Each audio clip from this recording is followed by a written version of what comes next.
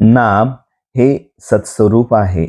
नाम हे रूपापेक्षा निश्चित श्रेष्ठ आहे. त्यामुळे रूपाचे ध्यान मनामध्ये आले नाही तरी नाम सोडू नये. पुढे रूप आपोआप येऊ लागेल. रूप हे जड आणि दृश्य असल्यामुळे उत्पत्ती, स्थिती आणि विनाश, वाढ होणे, घटणे आणि जागा व्यापणे आणि जागा बदलणे, कालमानाने फरक पडणे इत्यादी बंधने त्याला असतात. पण नाम हे दृश्याच्या पलीकडे आणि सूक्ष्म असल्यामुळे त्याला उत्पत्ती आणि विनाश, वाढ आणि घट, देशकाल, निमित्त, मर्यादा इत्यादी कोणतेही विकार नाहीत. नाम हे सत्स्वरूप आहे. नाम हे रूपापेक्षा व्यापक आहे. व्यापक वस्तूचे श्रेष्ठ मोठे असल्याने तिच्यामध्ये शक्ती देखील अधिक असते. जिच्यामध्ये शक्ती जास्त असते ती वस्तू अधिक स्वतंत्र असते.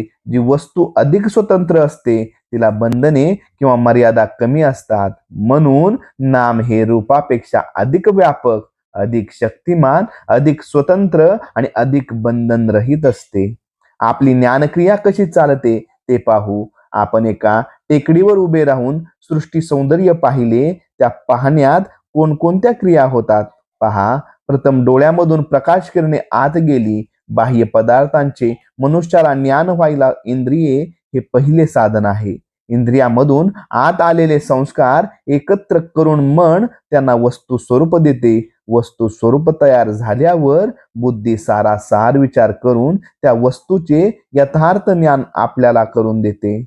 पण मनुष्याच्या बुद्धीचा व्यापार इथेच थांबत नाही.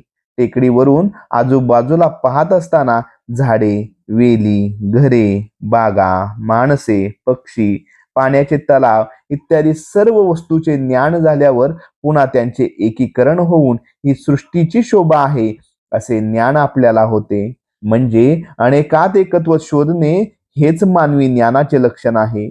या जगामध्ये कितीतरी वैचित्र्य आढळते. नाना तऱ्हेचे दगड, नाना तऱ्हेचे किडे, नाना प्रकारचे पक्षी, प्राणी या सर्वांची नावे जरी भिन्न असली तरी त्या सर्वांमध्ये असलेपणाचा गुण आहे. म्हणजे सजीव प्राणी झाला तरी तो आहे आणि निर्जीव वस्तू झाली तरी तीही आहे. एवढेच काय, पण आनंदाला सुद्धा आहेपणाचा गुण आहे. या असणेपणाच्या गुणाला नाम असे म्हणतात. यालाच ओंकार म्हणतात. ओंकारातून सर्व सृष्टी उगम पावली. ओंकार हे परमात्म्याचेच स्वरूप आहे. अर्थात नाम म्हणजे सत होय. म्हणून नाम हे सृष्टीच्या आरंभी होते. ते सध्या आहेच आणि सृष्टीचा लय झाला तरी ते शिल्लक राहणार आहे. नाम म्हणजे ईश्वर होय.